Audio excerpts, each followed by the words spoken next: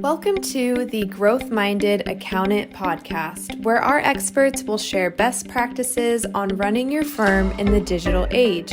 This podcast is brought to you by CountingWorks Pro. Let's get started.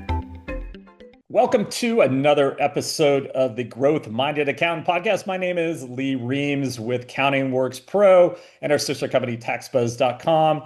Today's topic, and I know Rebekah is always excited about what we're talking about, but this is actually an exciting topic. And I never really thought this was controversial. It took me a long time to come to this conclusion.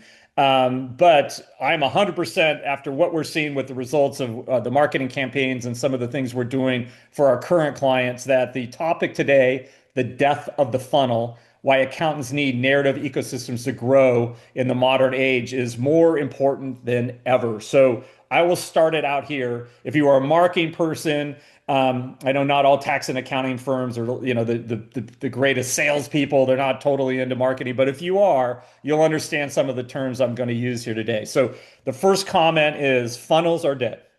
And yeah, I just said that. If you're building your firm's marketing like it's 2010, you're already falling behind. And Rebekah, what do you think about that? I think that that's a bold statement to start with. However, it is true. So traditional lead funnels that we think of that everybody used in the early 2000s, the mid 2000s, very popular. There were lots of sites like ClickFunnels, things like that everybody was using to try to get leads. However, that does not work anymore. The internet has changed. The way people navigate through a so-called funnel has shifted tremendously with the rise of social media, with the rise of AI. So I think today we're just going to really dive into why funnels are broken and why they no longer work in the conventional sense and what's replacing it. What are we moving toward? Because there are still ways, obviously, to make the internet work for you. It's just not maybe the way you think. It's better, Rebekah. It's better. Most tax and accounting firms think of these as lead magnets. We often hear that in onboarding calls or in the sales cycle. It's like, I need a lead magnet. And it's like, well, what is a lead magnet? Well, my SEO told me, or my marketing person told me. And that's what we're going to talk about. So the new solution, hint, hint, is not another 5-step template. It's something we call a narrative ecosystem. And by the end of this episode, you'll know exactly what that means and why it all matters to the future of your firm. And it does matter. We're seeing the fastest changes. I know when the internet came out and, it was all the end of the world and things are changing so fast and so many legacy businesses had to, change or go under. I think the speed that AI is changing things is accelerating this at a pace we haven't seen before. So, Rebekah, what were funnels? What were they before? Like, it kind of explained to us what they used to be. So the idea of a funnel really stemmed from the fact that you would take people through kind of a client journey at various points in it. They would download something to give you their information, then you would reach out. And it was kind of this back and forth until they signed up. So some people might stop after the first step of the funnel, which would be the awareness stage. That would be top of the funnel is what we would call that. And then in the middle of the funnel, you would have interest. So someone who is a little bit more in depth, you might provide them with a white paper or some kind of a special offer to try to get them to actually sign up for what you had to offer them. Then there would be a decision section, which was kind of a hyper middle of the funnel area. And then the end of the funnel would be someone either officially signing up or leaving you by the wayside. So there was kind of a 3-step process: top, middle, end of the funnel. Pretty clean and easy. Yeah, well, clean and easy. Well, let's think of it as a car wash then, right? Yep, Your exactly. prospects come in dirty, they're full of problems, and they go through your stages. And each of these content stages that you've created speak to them when they're at that level. So meaning an awareness stage means they may not even know they have a problem. You might think of awareness as awareness of your brand. It's more of like, do I need to solve this problem or not? And you're going to create content around that type of thought process, right? When it goes to consideration, now I'm like, hey, I want you to pick me. You're jumping up and down and picking me. So there's a lot of ways that this kind of goes through. And then for accountants, what did the traditional funnel kind of look like before? So it often looked like running a Google ad, running a Meta ad, some type of an advertisement, capture leads with a PDF that had tax tips or a business checklist. Maybe you had a white paper about tax deductions, that type of thing, an ebook perhaps. And then you would send out a few nurture emails, then you would encourage them to book a consultation with you. You've probably heard of this. It was a huge deal, 10 years ago. This is what everybody was doing, not just in finance, but in every industry to try to get leads online. Unfortunately, today this is the way most of the SEOs and marketing companies, at least the our competitors, they're still doing it the old way. But the reality is, it might have worked 5 years ago, 10 years ago, and it doesn't now, right? So there's 50 other ways for people to find an advisor, decide how to get a referral source, decide who they want to work with. And the issue here is about the controlled flow of information. And the new parameters are, it's kind of a new discovery reality. So I'm going to talk about a couple things here. Obviously, ChatGPT is a big thing. It's a monumental technology change. It's changing the way everything is done everywhere, right? So it's changing economic models. It's changing the way corporations run, how they hire, how they do things, how they deliver services, how they price services, right? But let's go to the top level, something old school SEO, search engine optimization, Google's monopoly on search, right? So Google used to basically index things based on a popularity process. They had an algorithm with all these different variables. And the more inbound links you had, for example, maybe the more reviews you had, maybe if you had specific content or you mentioned keywords in your copy, the more mentions of your brand, the more likely they would show you as a blue link in the search results. So anyone who's Googled recently already has seen the AI overviews sitting on the top right now. So it used to be Google Maps. Google, that was where your Google business profile would link. And then below that would be the organic results. And those would be more keyword results where it kind of matches what your search query was. And this is information we think might apply to you. So the old days, Rebekah, what would you do? You would click on the blue link and do what? You would read and then either bounce and come back and continue searching or what? So kind of explain that old process. And now we're going to talk about what is the new process. Exactly. So the old process, we've all done it. A SERP is pulled up. That's a search engine results page. You scroll down to the organic results. You click on usually the first or second one, whatever looks interesting. And then you decide if this is for you. If it's not, a lot of the time people would bounce. That was kind of the name of the game, right? You wanted to get people to stay on your site and sign up. So people tried all sorts of things to lower their bounce rate, to keep people engaged. All of that played into where you ranked. Today, I would make the bold statement that organic search really doesn't matter all that much anymore. I don't know anybody who's scrolling down to the actual results. Everybody's using the AI overview, they're using mapping, they're using GPT. Very few people, compared to the historic numbers, are still using traditional organic search results. There's just a whole new way to search. And so I think it's really important to remember that as you create content and as we go through the rest of this podcast.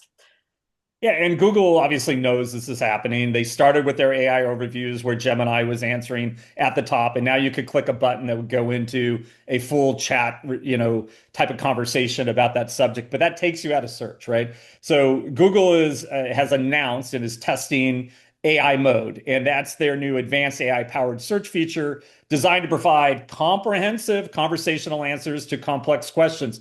Chat GPT, right? Rather than just links. So it uses powerful AI models like their Gemini to understand nuanced prompts, perform extensive web searches.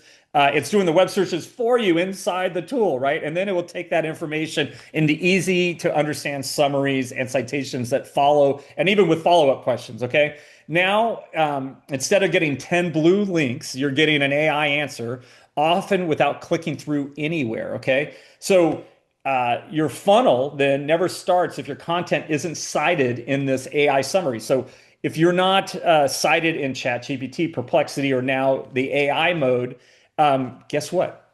You're no longer even in the conversation. So the translation for accountants is your website isn't your first impression anymore. It's Google AI is. And what I mean by that is you need to seed all of these AI engines with your content, your talking points, your selling points.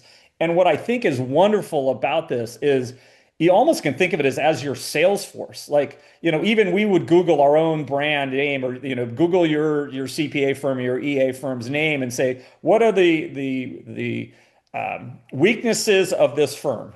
Or what are their great points? And it will actually give you its interpretation based on reviews on TaxBuzz, what your LinkedIn profile looks like, what kind of information you have on your website. Do you have FAQs that are feeding this information? And what you're going to start understanding, it's very conversational. So it is definitely like talking to a human and talking through about a specific query or what I'm looking for. So we started with AI mode, but let's talk. ChatGPT's market share now is 80% of conversational search. That is monstrous, huge volume here. So ChatGPT has become the default starting point for AI-driven discovery. So think about this. Your travel. I went to the East Coast over the summer. I posted we want to do a college tour for my daughter. I went into ChatGPT. I said, I want you to plan and schedule this tour. We want to go to these colleges, perhaps recommend some colleges around that. We like staying in boutique, high-end hotels. We like microbreweries and craft beer. We like local restaurants. And we want to start in Boston and end in Philadelphia. ChatGPT went through the web and created an entire itinerary for me, recommended hotels, gave me options, phone numbers to contact to make reservations, how long it would take me to drive, etc. So think of the conversation I was having with it. Okay, that's great. I don't like paying more than $700 a night or whatever for a hotel, right? Oh, let's change this, and that's how the conversation happens. Okay, so this consumer conversational AI use is now the new search journey. Okay, and it begins an AI chat rather than a browser. So this isn't keyword SEO anymore. So ChatGPT looks for credible, structured, really important human readable content, expert voices and real world examples, consistency across sources. So website, social, directory, profile. So explain a little bit, Rebekah, if you could, how then ChatGPT takes all these references and then kind of analyzes it and then it's almost speaking on your behalf to that consumer or business owner talking about your brand. Kind of explain how that works. Right. So like Lee was saying, ChatGPT knows people in a way that Google never did. Google knew their intent. It knew they were typing in a little key phrase and it would deliver something that it thought would provide them with the best answer to that question or that query or whatever it may be. Accountant near me, for example. In this case, GPT really knows people. So instead of just shoveling people down a pipe, what you really kind of want to do is engulf them in a rainstorm at all angles with all kinds of content. And as you do this, GPT is going to go through the web and say, oh, okay, here's a raindrop here that says this. Here's a raindrop here that says this. And here and here and here and here. And then at the end of the day, you become kind of the flood, so to speak, that is delivering the exact service that this person is looking for. So building a brand that goes across the web is now far more important than having a website. Not that you don't need a good website, because you definitely do, but all of your content put together from all of these different places is what builds your brand's personality and tells your story. And that's what GPT wants. It wants to know that you are the right choice based on this entire narrative that you've spread web wide. Awesome. Raindrops. You couldn't have done We that got one better. all kinds of water references in there. And basically what she's talking about is this is the narrative ecosystem that we're going to go into detail here as we break this down here in a little bit. And the website is now feeding, like, should be your primary source to feed it. And what happens is a lot of accountants don't realize that they're missing the talking points that really talk about what their firm is all about, because you're using a cookie cutter site, cookie cutter content. You copied someone else, or you're in one of these template farms that has 5,000 websites that are exactly the same. You're not going to stand out. You're not going to be referenced by ChatGPT. So what this means for accountants, funnels collapse even faster. So maybe you had a way to onboard clients before, but if ChatGPT answers the prospect's question directly, who's the best tax advisor for small business in Austin, your ebook funnel or your white paper that you spent all this time on doesn't even matter anymore. Okay, so narrative ecosystems win.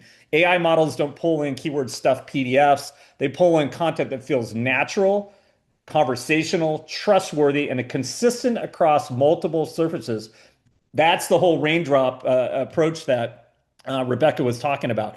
So proof, reviews, authentic content, writing about local areas, writing about niches, that beats promotion. Okay. So ChatGPT wants to cite authentic, unique, right? And helpful answers, not marketing fluff. So the whole keyword stuff, this whole old SEO model is absolutely dead. Old world.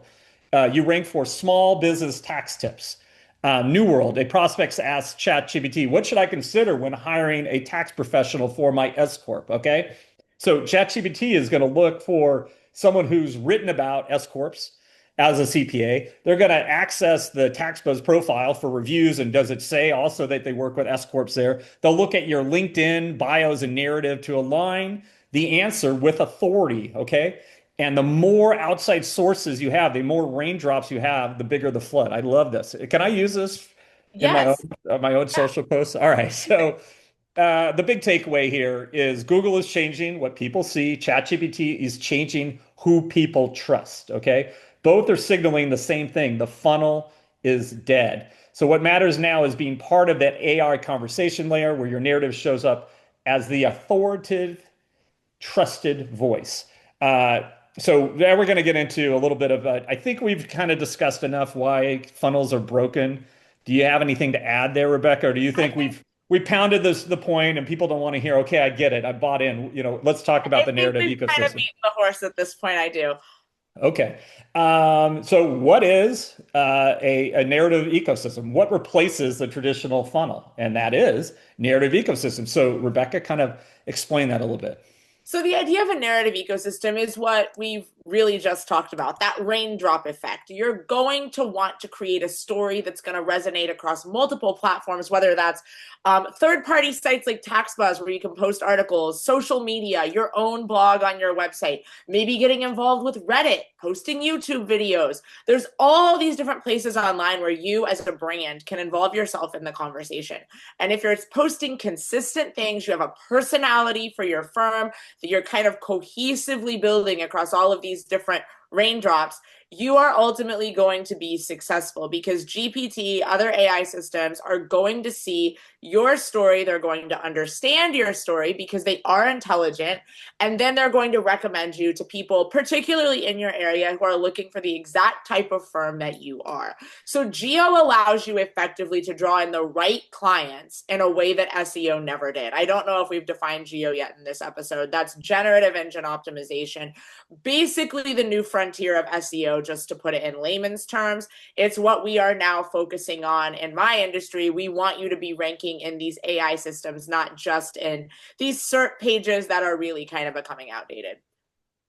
Let's go search everywhere optimization. So I think we're getting the point across here. It's your story and your narrative. So what does your brand stand for? Who do you work with? What is your personality? What's unique about you? And what you want is to have that narrative across every single thing that you publish. So your newsletter, your Medium article, if you're doing press releases, even in the way you communicate with your clients when you onboard them, like the language that is used inside your proposals, for example, it should be one-to-one personalized to your clients, right? But also telling the same exact story. And that's the power of a narrative ecosystem where if you're using tools like we have at Max and CountingWorks Pro, we're able to feed it and develop this narrative that we can now pass that information across to every single outbound, whether you're pushing content or you're pulling content or you have content that's pulling people in. Your newsletter, your communication, everything sounds the same. It is your story. You can tell when there's an Apple ad pretty quickly by the style, by the quick, big headlines and promises. It's emotional. You can see their brand in all their communication. They don't go from what you see at apple.com to Instagram and have a completely different brand. Most tax and accounting firms do. So that is where, you got to start kind of figuring things out. So a business owner Googles, for example, S Corp versus LLC. They find your blog with a really clear answer, but then they go and look at your newsletter. They see a case study. Your engagement letter. Everything now is kind of personifying or tying all this together, and that it tells the same story. So every touch point reinforces trust. So Rebecca kind of explained that a little bit, versus old funnel versus now, like this trust factor really is a big deal. So I think one of the big problems that we now see retroactively with old school funnels is that they felt very artificial oftentimes. They would make these promises about, oh, here's 5 tax tips that are going to save you $10,000. And you couldn't necessarily deliver on that type of a white paper with every single client because it wasn't speaking to their unique situation. Today's funnels are more personalized. They are speaking to people more directly, and they are building that trust and authenticity. Nobody today wants to know they're in a sales funnel. That's just the fact of the matter. Everybody wants personal content. They want things that are authentic. They want you to be transparent. They want to know your pricing. They want to know what you're going to offer them. They want to understand your value. And all of those things are possible by creating a narrative ecosystem as opposed to a clear funnel that's just, here's step one, here's step two, here's step three, and people feel like they're being shoved through a line. Like at an autograph session when you go to meet a sports star and you have 2 seconds for them to sign your picture and then you're just funneled out. That's kind of the harried feeling that people get in a traditional online sales funnel. Narrative ecosystems flip that on its head, and they allow people to feel really nurtured and like they truly know your firm before they give you the okay. Yeah, and that you know them. They Yes, should feel surrounded by your story, and then you need to start infusing their needs, their pain points. That is the beauty of AI for future growth. So explain how AI changes the game and allows personalization at scale in moments. one of the reasons that traditional funnels kind of failed is because they required manual effort on the consumer's part. People don't necessarily want to do that. They don't necessarily want to be inputting all kinds of information and all of these things. By using AI, you can personalize things to people. Email campaigns, for example. Let's just start really simple. An AI system can personalize an email campaign for a specific lead in seconds. So you can effectively create nurture campaigns that are individual to every one of your leads, as opposed to just having a generic email that goes out to everyone. If they tell you, maybe they just have to click a button. Maybe on your landing page, there's a button and they just click what their biggest pain point is. And you can create in seconds using Max or another AI system, a nurture campaign that speaks directly to that pain point that they're having. That is going to automatically make them feel very seen, very heard, like you really get their problem and can solve it. So that's just one example of a way you can use AI. You can also create, for existing clients, even personalized tax plans, upsell campaigns, all of these different things that we're always talking about that are really kind of this low-hanging fruit to allow you to increase your revenue very easily, and not only your revenue, but increase the value that you're providing to clients. So I think the difference in the AI funnel compared to traditional funnels is that it allows you to make things more authentic, and personalize situations in a way that you never could have before, because it would have taken you literally hours, if not days, to create these kind of custom nurture campaigns for every one of your clients. You shouldn't use big words in a live podcast because I you never shouldn't. know when you Is get tripped authenticate up. a big word? Well, for me, I know I was a business major, remember, entrepreneur program. I didn't go to journalism school. So I still, and I'm looking at my daughter's AP Lang, rhetorical writing and all this. I'm going, oh my God, all this stuff to learn. But I think you entered something that I think is really important. And there's a huge disconnect understanding like traditional chat GPT, AI chatbot tools versus tools that are closed systems. So Max and CountingWorks, we use a closed system that is powered by the underlying ChatGPT and Gemini. And what that means is we have a knowledge layer on top of ChatGPT that we know is all trusted, human verified, human researched information about the tax code, perhaps best ways to write a proposal, best ways to write an engagement letter. We have tools that allow you to even control the context even more, where only use this context when writing a blog article. Or let's say we have a blog article that we have written in our library that our experts, our tax technical group went through, our professional copywriters wrote it for SEO best practices, for geo best practices, for schema best practices, and we have created this perfect template, so to speak. But now what we're able to do with tools like Max is we pull in the context and the knowledge we have about each individual firm and personalize that blog to them. We localize it.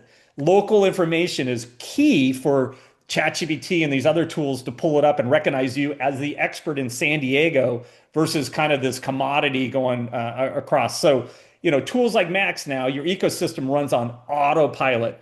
It is amazing because once you set it up and you give it the right instructions and inputs, blogs can be optimized automatically, right? Social media posts done for you. Your Google business profile, adding fresh content so it still ranks high, done. Proposals that sound like you and your client, that speak to your client's personality or their niche or what they're looking to do, aspiring to, not a template.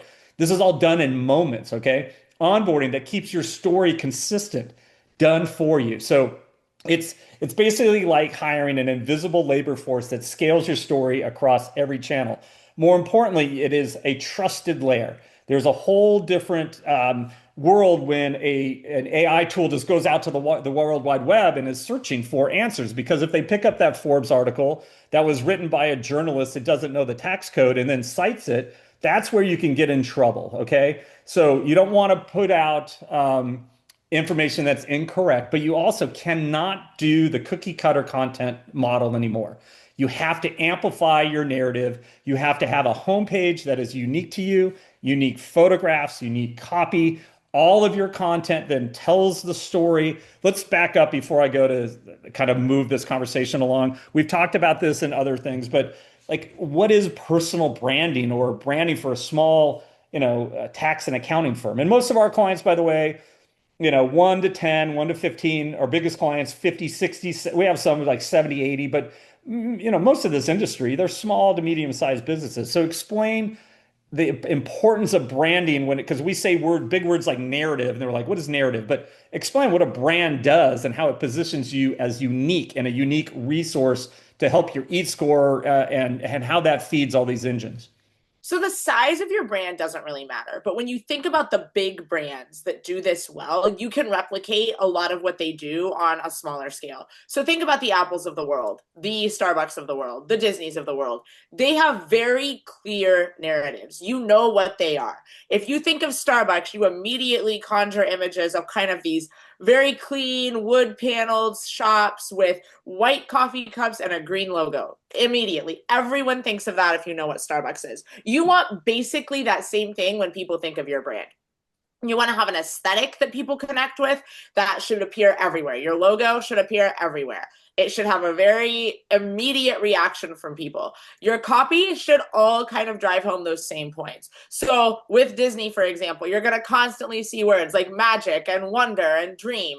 You want to have words like that the minute people hear them, they think of your brand before anything else, especially in your local area. So you want to kind of develop this persona, and this doesn't have to be hard. You know what you do. You might have to sit down and think about it a little bit of how to differentiate yourself from other tax and accounting firms, but think of a niche. We have people right now who we're working with who work exclusively with real estate investors, exclusively with breweries. I had somebody the other day who works exclusively with in-home medical care providers. So figure out what you do well, and then create a narrative around that that's going to resonate with the people who you want to walk in your door or schedule a Zoom meeting with you, whatever it is, however you want to interact with them. But you've got to create a personality for your brand in the same way that you have a personality that you like to project to the world. I'm glad you brought up Starbucks. You could not have set this up better for me. The other part of their brand is personalization. What do you mean, Lee? It's coffee. It's drinks. It's sugar drink. They're selling caffeine and sugar. But the reality is the little notes and the time, hey, even when they spell your name wrong and whatever they say, have a good day. They don't do that anymore. Did you know that? Are they stopped doing it? In the app. So they see your name spelling now when you pay because everybody pays with the card. It's crazy. My name was always misspelled, so that's the best part about it. I need know. to talk to the CEO. He used to live, I think his kids went to my daughter's elementary school. He used to live around here, but we'll talk. But the point is, that is what the power of personalization does for a brand. And now AI can do that at scale. And let me give you some examples of how we're doing it at CountingWorks. So we have, for example, dynamic intake forms that we can create an intake form specific for a client, okay? So meaning they are looking for virtual CFO services, they own a car dealership, And we want now, what are the intake kind of questions, or what are the questions we want to ask, or maybe even the interview? But we collect all that data and it sits in context in that client profile. So then when I do a strategy for that client, it can now reference those answers and provide better insight or more personalized strategies per se, based on having all that knowledge there. You would never be able to do that as a person, and software can't do that. AI can. So you want to start thinking about the value of personalization and then sharing that narrative that across the web. So I think we've hit this pretty well. Funnels are relics. Narrative ecosystems are the future. And Rebekah, who's winning? The firms that are embracing narrative ecosystems. It is really important. We can kind of laugh about it here, but this is a super important thing if you want to rank in the future. And I think it doesn't have to be super hard. It doesn't have to be overwhelming. I love to see people have fun with it. Today is October 3rd, which if you're a millennial woman, Taylor Swift's new album dropped today. So everyone's kind of honing in on this. And I saw just a little bit ago, Starbucks is actually leaning into this pop culture moment. And I've seen some finance brands even today kind of posting like these funny sort of memes, leaning into the fact that, hey, it's Taylor Swift Day. So you can have fun with this. You can make it something where you're actually being culturally relevant. You're leaning into things that are kind of fun and enjoyable to help tell your story. So it doesn't have to be this stodgy, oh, am I getting this word in this piece of content, and you get overwhelmed by it. You can enjoy this, and it's a really good way to be authentic with potential clients. I've liked things today just because of this album release that I probably wouldn't have interacted with if they hadn't been leaning into this kind of fun pop culture moment. So it's an appropriate day to mention that you can have some fun with this. You can make it, I think it's more enjoyable in some ways than traditional SEO was 10 or 15 years ago. You can really lean into it and have fun telling your story and draw people in a very authentic way, which was harder to do when you were worried about getting X keywords on every page of your website. I think the biggest thing, and thanks for reminding me that Taylor Swift's album came out, because You're all I so had to welcome. hear, yeah, my daughter after water polo practice, instead I'm like, okay, what are you studying for tomorrow? Dad, you don't understand. It's 15 minutes until Taylor's album comes out. I'm like, I don't care. Yeah, you do. You listen to Taylor Swift all the time. I'm like, yeah, because I'm in the car with you all the time. But I think that's important. But my point is, you have the ability right now. There is a lot of people who are so risk adverse. They won't even, they have company policies. We won't even touch ChatGPT. We will not touch any AI tools because we don't trust them.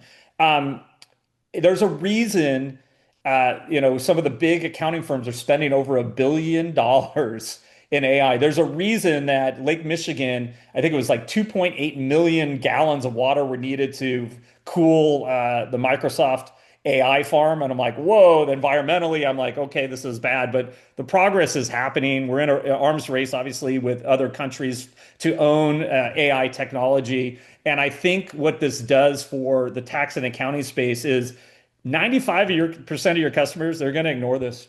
And by the time they figure it out, they're going to start going like this. They're going to start leaking clients. They're going to start attracting fewer clients. Those that have learned how to optimize this are going to find the clients they like because they're in the conversations that are happening. Okay. Your next client isn't in an old funnel. It's not even in a referral anymore. They're going to go to ChatGPT and ask about you. They're in Google. They're in ChatGPT. They're in LinkedIn. They're in Perplexity. Okay. And the narrative ecosystems are replacing funnels with proof and trust everywhere. And more importantly, Google always let the homecoming king and queen were who they ranked at the top. And the rest of us smaller commoners, we were pushed down in the search results unless we wrote some insane content. Narrative ecosystems replace that, right? It's a game changers. It's an equalizer. You now have, just like YouTube has done to media, and the ability for people not to have to work at CNN or Fox or MSNBC, and they have their own podcasts, and they make more money than they ever did saying what they want to.